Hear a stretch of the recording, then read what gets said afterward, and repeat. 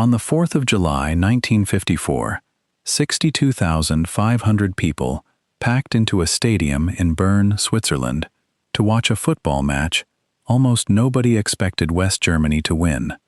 Their opponents, Hungary, had not lost a single game in 31 straight matches, going back nearly 4 full years.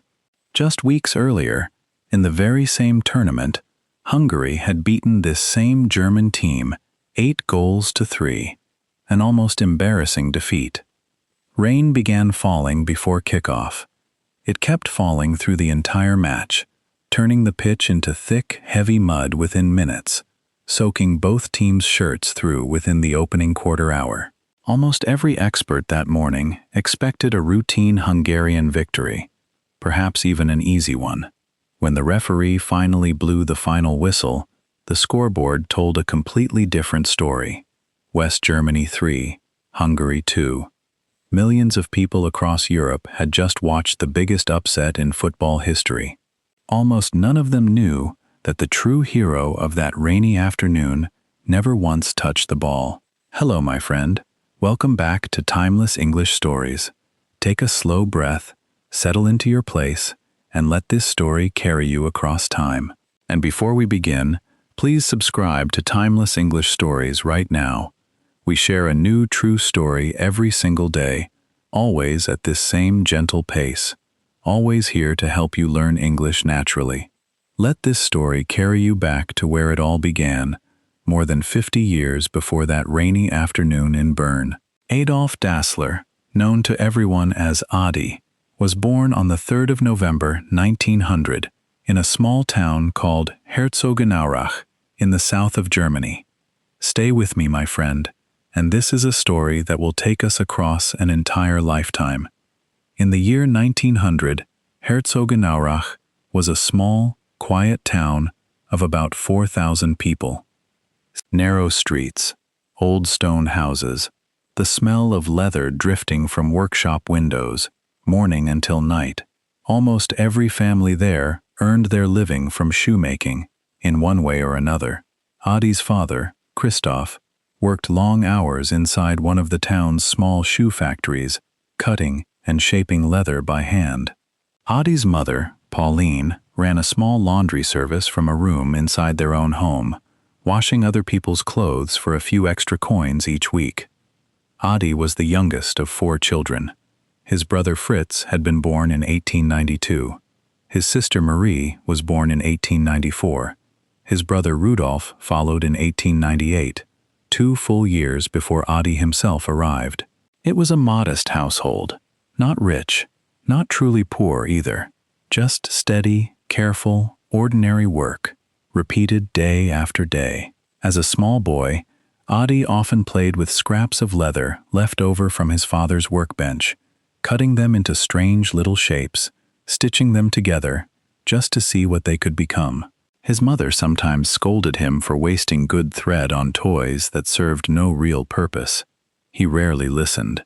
Even then, something in him needed to build, to test, to see whether an idea in his head could survive contact with his own 2 hands. But the wider world, outside their small town, was anything but steady. When Adi was still a teenager, the First World War tore across Europe. Both Adi and his older brother Rudolf were eventually sent away to fight, far from the quiet streets where they had grown up together. Neither brother spoke much, later in life, about what they saw during those years. When they finally returned home, the Germany that greeted them was almost unrecognizable. The economy lay in ruins. Prices for ordinary goods rose so fast that money itself seemed to lose all meaning within a matter of days. People carried baskets full of paper cash just to pay for a single loaf of bread. By the worst point of the crisis, in late 1923, that one loaf could cost billions of marks, a number so large it meant almost nothing to ordinary families anymore. Banks failed, one after another. Factories across the country shut their doors, throwing thousands of workers into the street with nothing. It was, by almost any measure, the worst possible moment in 100 years to start a brand new business. And yet, that is exactly what the two brothers chose to do. Rudolf, older by 2 years, was almost his younger brother's complete opposite in every way. Rudolf was loud. Rudolf was confident. He could walk into a room full of complete strangers and walk out again with new friends, new contacts, and often new customers, all within a single afternoon. Adi was different in nearly every respect. Adi was quiet. He rarely spoke unless he truly had something important to say. He preferred instead to sit alone for hours with simple tools in his hands, testing one small idea, adjusting it slightly, and testing it again. On the 1st of July, 1924, despite the ruined economy all around them, the two brothers formally registered a small shoe workshop together. Rudolf had actually hoped, for a while after the war, to become a policeman instead of a shoemaker. He completed his training for that career first, then changed his mind and joined his younger brother's small workshop instead, bringing his talent for talking to people along with him. They called their new company the Dassler Brothers Sports Shoe Factory. Their first workshop was not really a factory at all. It was an old washroom behind their mother's house, fitted with hand-cranked machines, since the small building had no reliable electricity of its own. For a while, Adi even rigged an old bicycle to a generator, so someone had to pedal steadily just to keep the machines running. In their first 2 difficult years, just 12 workers, most of them family or close neighbors, produced around 50 pairs of shoes a day. Somehow, against every reasonable expectation, it worked. From a young age, Adi had always loved taking ordinary objects apart, simply to understand how they worked, and then carefully putting them back together again. As a boy, he fixed broken tools and broken bicycles for other children on his street, purely because the puzzle of it fascinated him. His father had wanted something safer and more traditional for his son's future. In 1913, following his father's clear wishes, Adi completed a formal apprenticeship as a baker. But his heart was never truly in bread and flour. He wanted leather in his hands.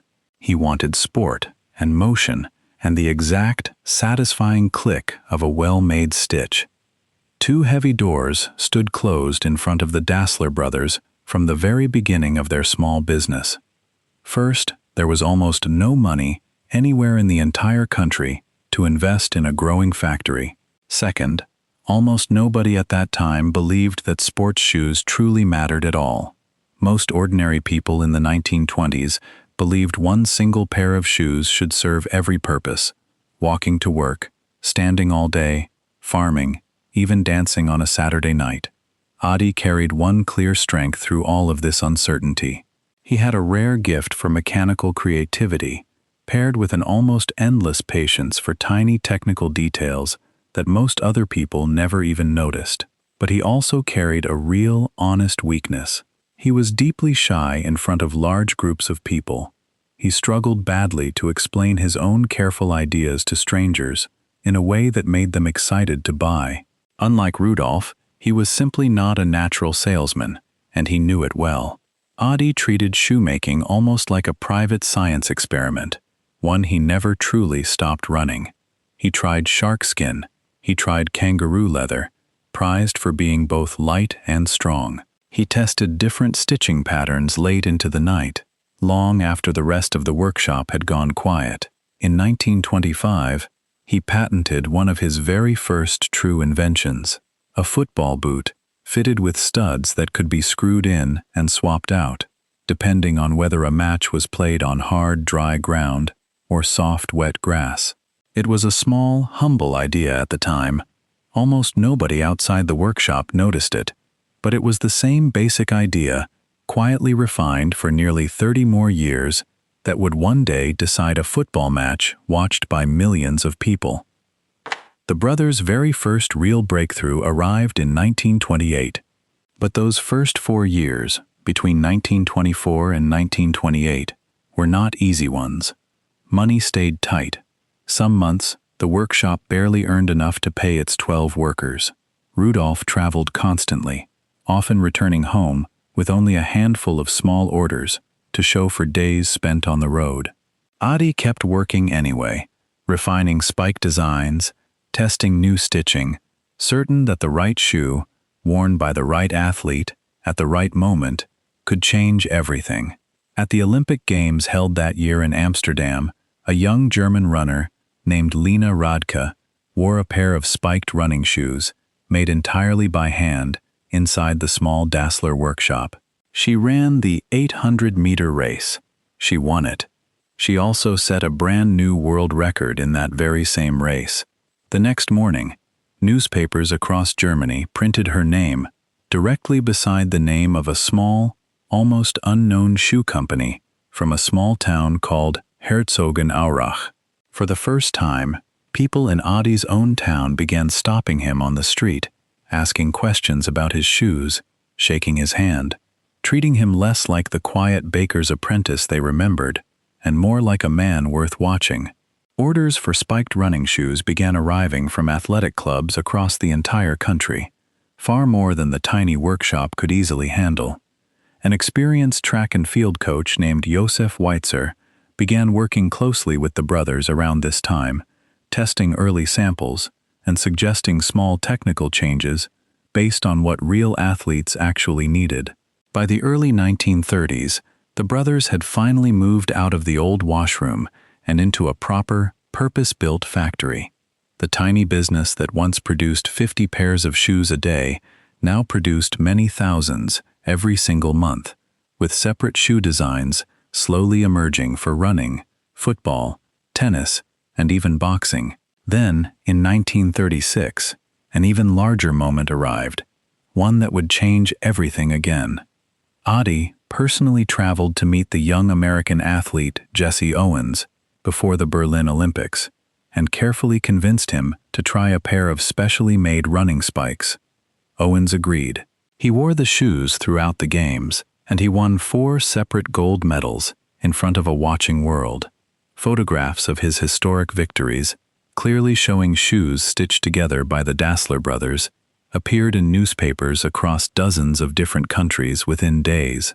By the late 1930s, the growing factory in Herzogenaurach was selling 200,000 pairs of shoes every single year, an almost unthinkable number for a company that had started with just 12 workers in a converted washroom less than 15 years earlier. Adi's own life was changing too. He had married a young woman named Katha Martz, who quickly became just as involved in running the growing business as Adi was in designing its shoes. In 1936, the same year as the Berlin Olympics, the couple welcomed a son, Horst, who would one day help carry the Adidas name even further across the world. But real success, it turned out, did not bring the two brothers any lasting peace. As the 1930s came to a dark and difficult end, a much larger shadow fell across their entire country, and it soon fell across the small family workshop as well. Have you ever watched something you built with your own 2 hands slowly get pulled toward a purpose you never wanted for it? Tell me honestly in the comments below, my friend. When the Second World War began, the German government seized direct control of factories all across the nation, including the one standing quietly in Herzogenaurach. Everything the two brothers had spent nearly 2 decades building together suddenly belonged to a war neither of them had chosen. The very same machines that had once carefully cut leather for football boots were refitted almost overnight for a much darker purpose. They began producing a shoulder-fired weapon called the Panzerschreck, copied from a captured American design. Raw materials grew scarce. Skilled workers were sent away to fight and often never returned home. The two brothers, already exhausted and quietly frightened by years of war, grew more and more suspicious of one another with every single passing month. The true breaking point finally arrived in 1943, inside a crowded air raid shelter beneath the town. Bombs were falling somewhere close by that particular night. Adi and his wife climbed down the narrow steps into the shelter. Rudolf and his own family were already there, waiting quietly in the dark. As Adi entered, He glanced up through a small window at the sky above and muttered one sharp, angry sentence about the aircraft passing overhead. "The dirty bastards are back again." He meant the bombers circling above the town. Rudolf, sitting nearby, did not believe that explanation for one single second. Rudolf was completely certain his younger brother meant him and his own family, sitting right there beside him. A furious argument exploded right there in the crowded shelter, with real bombs still falling somewhere above their heads. The damage from that single night never truly healed between the two men. After the war finally ended in 1945, Rudolf reported his own younger brother to the occupying authorities, accusing him of secretly hoarding valuable leather and quietly favoring the Nazi Party during the war years. Adi was arrested and briefly held for questioning by American soldiers.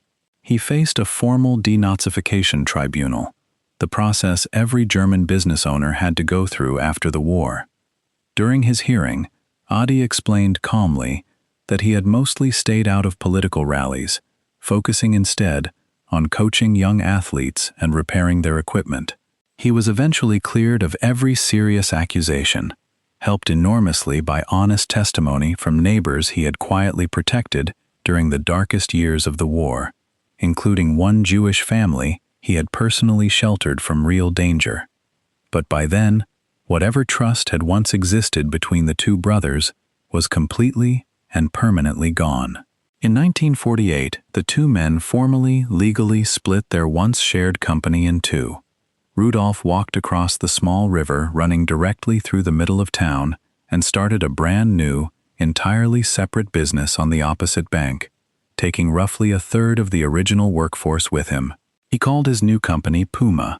Adi kept control of the original factory, and 1 year later, in 1949, he registered a new company name, built cleverly from parts of his own name, Adidas. From that day onward, the small town of Herzogenaurach was split into two invisible halves. Neighbors who had known each other for decades crossed the street rather than offer a simple greeting. Local shopkeepers openly served only the customers wearing the correct brand of shoe that particular season. People began looking down at each other's feet before deciding whether to speak at all. In time, the town even earned itself a quiet, half-joking nickname, the town of bent necks. Between 1949 and 1954, Adi worked quietly to rebuild what the split had cost him.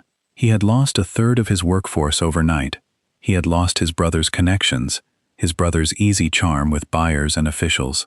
So he did the only thing he truly knew how to do. He kept testing shoes.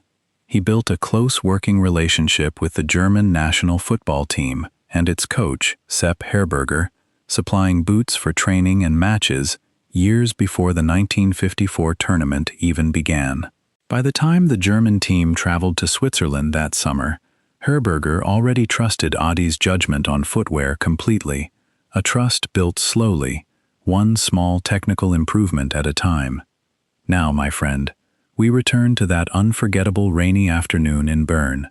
This particular World Cup was the very first ever shown live on television, broadcast to homes across several countries through the new Eurovision network, though most fans still gathered around radios in cafes and living rooms to follow every kick. For years by that point, Adi had been quietly perfecting one particular stubborn idea: a football boot fitted with metal studs that could be unscrewed and swapped out completely, right there on the sideline, to match the exact weather and the exact condition of the ground beneath the player's feet.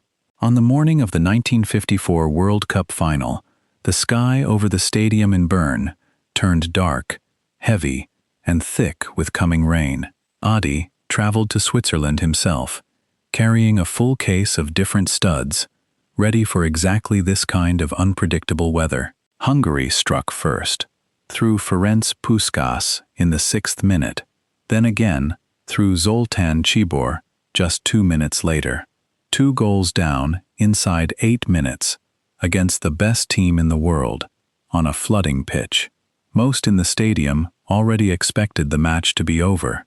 But West Germany's coach, Sepp Herberger, had trusted Adi's advice completely.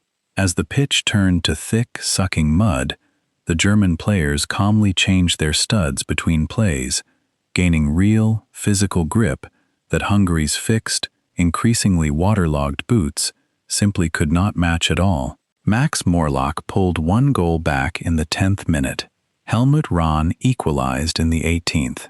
For the rest of that long, rain-soaked afternoon, the German players kept their footing while their far more talented, favored opponents slipped and stumbled again and again across the muddy field. Then, with only 6 minutes left on the clock, Helmut Rahn struck once more, scoring the winning goal.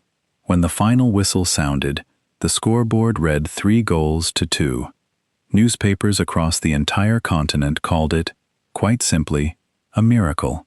Church bells reportedly rang out in towns across West Germany that evening. For a country still rebuilding itself from the ruins of war, many people later said that single afternoon in Bern was the first moment they felt genuine pride in being German again. People still call that single rainy afternoon the miracle of Bern. Even today, fame arrived almost overnight after that unforgettable match. Orders poured in from football clubs and entire national teams scattered right across the world. In 1952, Adi expanded far beyond shoes, adding clothing, balls, and warm-up suits, all carrying his now famous three-stripe mark. By the 1960s, Adidas had grown into the largest sports shoe producer on earth, running 16 separate factories and turning out 22,000 pairs of shoes every single day. And yet, back home in their small shared town, the personal cost of that old family split remained exactly as painful as it had always been, completely untouched by any of this new success. Adi and Rudolf lived only a few short streets apart from each other, in the very same small town where they had both been born. From certain windows in his own factory, Adi could see the rooftops of his brother's rival factory across the river. Every single working day for nearly 30 years, they never spoke to each other again, not once, for the rest of their entire lives. In October of 1974, Rudolf finally died of lung cancer at the age of 76. Before his death, he asked to be buried as far as possible from his brother. 4 years later, when Adi himself passed away, that same wish was honored for him too. To this day, the two brothers rest at opposite ends of the very same small cemetery in Herzogenaurach. And so, my friend, this remarkable story comes gently to its close. Adi Dassler passed away on the 6th of September, 1978, at the age of 77.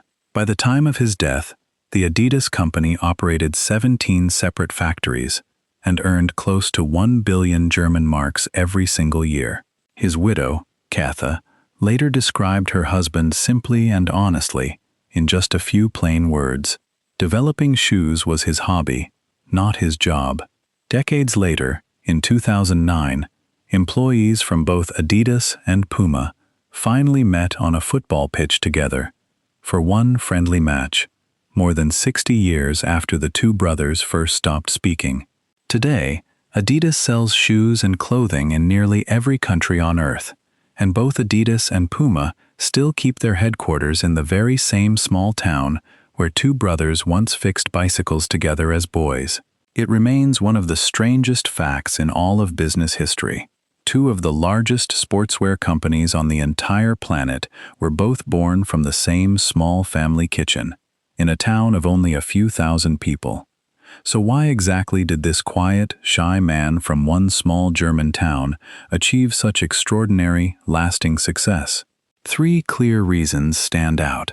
First, there was his endless mechanical creativity, visible from the very start, since he was a curious young boy fixing broken bicycles for his neighbors. Second, there was his quiet willingness to keep testing one small idea, watching it fail, and trying again immediately, without ever once losing patience. Third, there was one single moment of perfect, almost unbelievable timing. Exactly the right shoes, built for exactly the right weather. On the one day, the entire football world happened to be watching closely. If Adi Dassler were a young inventor starting out today, he might quietly test his early designs using computer software, instead of simple hand tools inside a converted washroom. But one thing about him would almost certainly stay exactly the same: his quiet, stubborn habit of trying, failing, and trying again, without complaint. He never needed an audience to keep working. He only ever needed one more idea worth testing, and one more quiet evening to test it in. Not the factory, not the 4 gold medals, not even the 62,000 people who filled that stadium in Bern, the studs. That small, stubborn idea, tested again and again by one quiet man inside a converted washroom, is the one true thread running through this entire remarkable story. From a small laundry room in Herzogenaurach all the way to a rain-soaked football pitch in Switzerland, one simple idea slowly changed the entire world of sport forever. It was never really about fame, or medals, or even the money that eventually followed. It was about one quiet man who could not stop asking a simple question: what if this small part worked just a little better? Learning a new language, my friend, works in almost exactly the same quiet way. Nobody learns an entire language in one single afternoon, and nobody builds a global brand in one single afternoon either. Just like Adi testing one single stud, removing it carefully, and trying again, you are testing new words and new sounds every single day, adjusting a little more each time you patiently practice, long before anyone else notices the progress you are quietly making. So tell me honestly, my friend, if you and someone very close to you had a deep, serious disagreement, would you rather quietly compete like Adi did, or would you try to sit down calmly and talk it through directly? Tell me your honest answer in the comments below. And if you were the kind of person who tests one small idea quietly, again and again, until it finally works, I would love to hear about that too. Until tomorrow, my friend, take care of yourself and never stop learning.